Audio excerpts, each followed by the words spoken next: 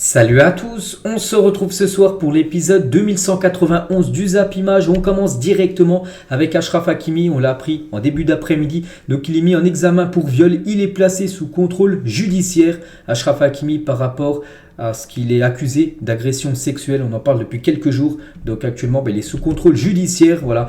Donc visé par une enquête après la déposition d'une femme de 24 ans affirmant avoir été violée le 25 février dernier, donc il y a une semaine. Le joueur du PSG Achraf Hakimi a été mis en examen vendredi par le parquet de Nanterre. Donc mise en examen, c'est quoi? Donc voilà, cette personne sur Twitter résume très bien la définition de mise en examen. Donc le mise en examen désigne toute personne à l'encontre de laquelle il existe des indices graves ou concordants rendant vraisemblable qu'elle ait pu participer comme auteur ou complice à la commission d'une infraction. Donc voici la définition. Après, il peut être innocent, bien sûr il peut être innocent, juste là il est placé sous contrôle judiciaire. Donc voilà, concernant la situation d'Achraf Hakimi, le joueur du Paris Saint-Germain. Donc demain, n'oubliez pas que le PSG joue contre Nantes, je ne sais pas s'il sera présent ou non. Le joueur marocain, donc dès que j'ai des infos en plus, on reparlera bien sûr de tout ça demain midi. On revient cette fois-ci sur le Classico hier soir entre l'équipe du Real et l'équipe du Barça. On en a beaucoup parlé à midi avec la victoire du Barça 1-0. Et c'est vrai que les Classicos là avaient une saveur bien particulière. C'est vrai qu'on s'est un petit peu ennuyé hier soir lors de cette rencontre qu'on a regardée. Il ne s'est pas passé beaucoup de choses. Seulement 2 tirs cadrés dans le match. 2 frappes cadrées du Barça. Le Real Madrid a fait plus de 13 tirs, aucune frappe cadrée. Voilà, à l'époque, les gars, les Classicos sous l'ère Puyol ou même Iker Casillas avaient une autre saveur. Donc voilà, c'est comme ça, en espérant revoir des grands classicos dans le futur. Et lui, il en a disputé beaucoup de classicos. Je l'avais dit à midi que c'est un record. Mais voilà, on peut voir le top 7 des joueurs qui ont participé à le plus de classicos. Maintenant, c'est Busquets seul en tête, 46 classicos disputés. Messi, Ramos, 45 classicos disputés. Gento, 42 avec Sanchez.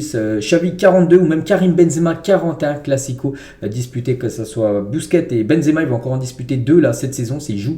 Les 2 derniers, donc en Liga et le match retour. Donc voilà, Busquets va monter jusqu'à 48 classicos.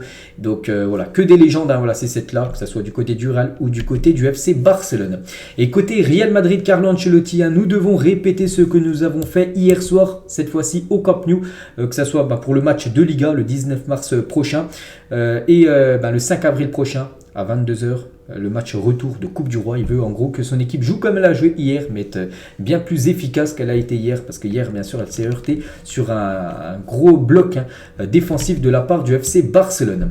Selon les médias espagnols qui ont analysé cette séquence, Gavi a insulté Vini vous pouvez voir l'insulte, je ne vais pas la dire, tout le monde la connaît cette insulte, donc on a pu le voir à l'image qu'un coup Gavi a parlé à l'oreille de Vini Junior, c'était pas pour lui dire des belles choses, on peut voir, c'était pour l'insulter, donc voilà ce qu'aurait dit Gavi à Vini Junior lors de cette rencontre. Donc Vini l'a bien pris parce qu'après il a rigolé juste après ça, on a pu voir la séquence à la télévision. Toujours avec Vini à l'arbitre cette fois-ci, José Munuera hier, tu fais toujours la même chose avec toi, toujours la même. Donc il n'était pas du tout content de l'arbitrage du match hier entre le Real et l'équipe du Barça. On peut le voir en train de le pointer du doigt comme l'arbitre de la rencontre. Hier, Vini qui a pris un carton jaune mais ne sera pas suspendu pour le match retour. Et toujours sur cette rencontre hier aussi, cette action, une action rare du côté du Barça ou même du côté du Real, donc où Franck Kessié a tiré tout seul au point de péno et c'est Ansu Fati quand même qui la sort, bien sûr il a été très très déçu après ça. Franck Kessié, c'est Fati, son propre coéquipier, qui a sorti le ballon qui filait au fond des filets. Toujours avec le Real et le Barça, vu que là il y a eu le Classico hier, quelques autres infos. Tout d'abord avec les sponsors, vous savez que par exemple le Real Madrid est sponsorisé par Adidas et Flame Red, et c'est le jackpot quand même pour cette équipe du Real Madrid. Rien que ces 2 sponsors, chaque saison, le Real Madrid empoche plus de 200 millions d'euros, enfin à peu près. Donc 120 grâce à Adidas. Adidas tous les ans vers 120 millions d'euros au Real Madrid pour être le sponsor du maillot. Plus Fly Emirates Baiter, donc le sponsor plein milieu du maillot, eux c'est 70. Donc 120 plus 70, ça fait 190. On arrondit à 200 millions. Donc voilà, c'est vraiment le jackpot. Pour le Real, après pour le Barça c'est pareil avec Nike. C'est plus de 105 millions d'euros qu'ils récupèrent et 57 de la part de Spotify. On peut voir aussi les survêtements d'entraînement à droite, la 3e colonne, et aussi tout à gauche le nom du stade, du côté du Bernabeu, il n'y a pas de revenus, mais du côté du Camp Nou, c'est le Spotify Camp Nou, et Spotify vers 5 millions d'euros par an pour être sur le nom, le naming on va dire du stade. Donc voilà, ils gagnent beaucoup d'argent, le Real et le Barça, grâce aux sponsors, quasiment 200 millions d'euros chaque année dans les caisses du club grâce aux sponsors. Le derby du Nord, c'est demain à 17h. C'est vrai que la Ligue 1, il y a des matchs là ce week-end. Et le derby du Nord, c'est demain, les gars, entre Lens et l'équipe de Lille. Et le magnifique dessin du Racing Club de Lens posté sur Instagram pour le derby du Nord. Voilà. C'est la dernière publication sur l'Instagram de Lens. Donc voilà, c'est par rapport à cette grosse affiche demain à 17h entre les deux grands clubs du côté du nord de la France. Et sinon, toutes les autres affiches. Donc là, ce soir, il y a Nice contre l'équipe de l'AGOC. On en parlera demain. Il y a bien sûr Lens contre Lille. Demain à 17h, le PSG joue demain soir contre l'équipe de Nantes. 21h, ça sera le match test avant le match contre le Bayern mercredi prochain. Donc ça, les deux matchs là, c'est demain. Et après-demain, dimanche, il y aura 3 contre l'équipe de Monaco à 13h. Après le multiplex à 15h avec par exemple, Reims, Ajaccio, Toulouse, Clermont, Strasbourg, Brest ou même Montpellier contre l'équipe de Angers. 17h après-demain. Lyon contre l'équipe de Lorient et le gros match, ça sera après-demain à 20h45 du côté du Rosenpark, le stade du Stade Rennais. Rennes contre l'équipe de Marseille. Donc voilà, c'est une grosse journée de Ligue 1, c'est la 26e journée, il en restera après plus que 12, il y en a 38 en tout cette saison. Zinedine Zidane, donc une photo de Zidane en train de regarder ses crampons. C'est que Zidane a toujours eu des magnifiques crampons, mais il a toujours été sponsorisé par Adidas, Zidane. Il n'a jamais été avec Nike ou un autre équipementier. On peut voir tous les crampons en bas, peut-être les plus beaux, c'est les tout en bas à droite, enfin les avant-derniers, les dorés qu'il avait portés lors de la Coupe du Monde 2006. On est toujours avec Zidane, son plus petit-fils, donc Elias Zidane, donc son fils le plus jeune en gros, donc 17 ans, plus jeune fils de Zinedine, s'est entraîné avec l'équipe première du Real Madrid cette semaine, on peut le voir. L'entraînement du Real Madrid, donc je ne sais pas exactement c'était quel jour, mais il était présent lors d'un entraînement cette semaine du côté de l'équipe professionnelle madrilène. On va parler de Samuel Umtiti, auteur d'une saison en prêt aboutie, donc plutôt réussi du côté de l'Lecce. Samuel Umtiti, la piste numéro 1 pour remplacer Milan Skriniar du côté de l'Inter Milan. Pourtant, il est pressenti du côté de Milan AC, mais c'est bien aussi l'Inter qui a intéressé. En gros, les deux gros clubs de Milan veulent Umtiti. Donc, en cas d'échec, le club italien penserait à Kalidou Koulibaly ou encore Chris Smalling pour être le remplaçant de Milan Skriniar qui devrait, il va quitter l'équipe de l'Inter vu qu'il ne veut pas prolonger. Son contrat, il va certainement aller du côté du PSG. Du coup, il faut trouver son remplaçant. Piste numéro 1, Umtiti. Il y a aussi Koulibaly qui joue très peu du côté de Chelsea ou Chris Smalling, le défenseur de l'AS Roma.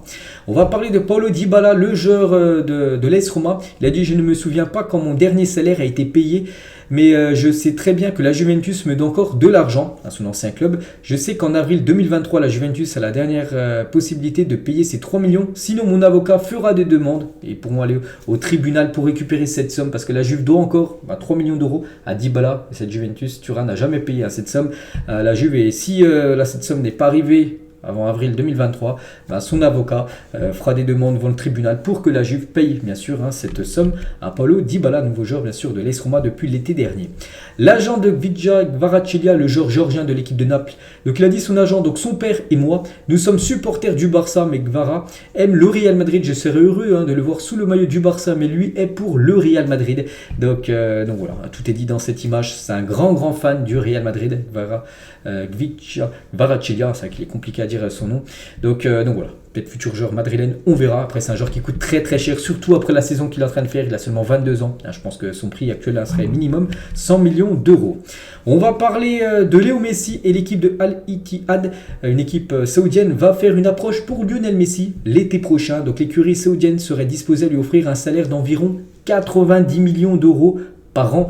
Au PSG, je crois, il doit toucher aux alentours de 35 à peu près. Ce serait quasiment le 3 fois plus en allant en Arabie Saoudite, quasiment autant que Ronaldo. Je crois que lui qui touche 100 millions d'euros par an, Cristiano Ronaldo du côté de Al Nasser. Donc voilà, le pont en or, le contrat en or que pourrait avoir Léo Messi s'il venait à rejoindre cette équipe saoudienne. Après, voilà, Messi, on verra ce qu'il va choisir. N'oubliez pas qu'il prendra certainement une décision après le match retour contre le Bayern Munich dans quelques jours de Ligue des Champions. Et toujours avec Léo Messi dans la nuit de mercredi à jeudi, tiens, là il y a quelques jours, des tirs ont visé un commerce appartenant à la belle famille de Lionel Messi à Rosario.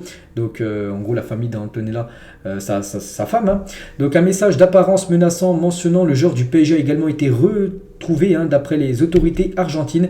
Donc le message était marqué à Messi on t'attend, Javkin est un narco, il va pas prendre soin de toi. Donc voilà, une petite info de plus concernant la famille Messi.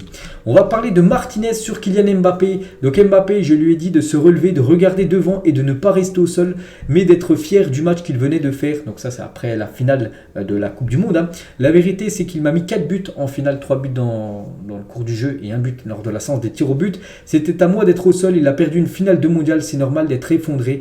Donc voilà, il est parti le réconforter. Après le coup de sifflet final, mais on peut voir après, quelques jours après, bien sûr, qu'il a complètement chambré, souvenez-vous, avec les parades, avec la poupée qu'il avait mis avec le visage de Mbappé dessus. Danilo Pereira, genre indispensable maintenant du côté du PSG, on le sait tous, il a dit face au Bayern, mentalement, on n'était pas là lors du match aller, mais on a changé, maintenant mentalement, on est prêt et physiquement, tout va être prêt aussi pour ce match mercredi prochain. C'est cela qui me manquait, on doit aller à Munich avec la mentalité de tout donner comme à Marseille. On sait que ça s'est bien passé du côté de Marseille il y a quelques jours, une victoire 3-0.